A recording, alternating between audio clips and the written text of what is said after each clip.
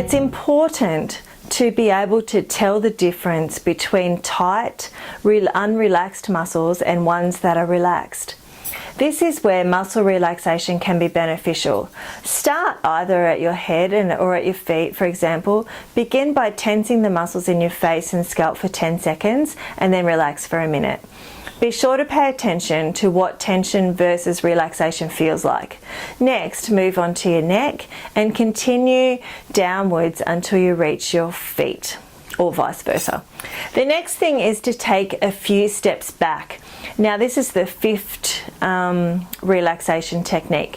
When you begin to realize stress symptoms, and you know what your stress symptoms are, learn to take a step back for a moment.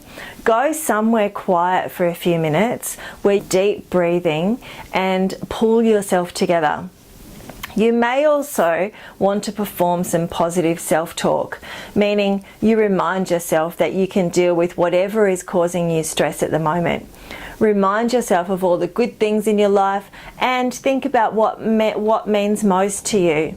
And this can bring some immediate relaxation thoughts and perspectives on the situation that you're facing at the moment.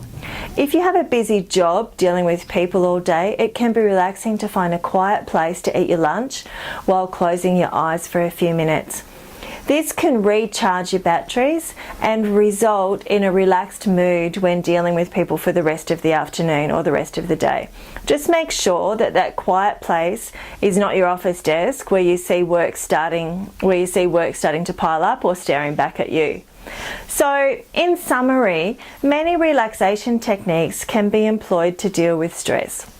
Many of those techniques can be used for home or at work. Okay, so thank you for listening. I'm Linda Kingston and I will see you in the next video.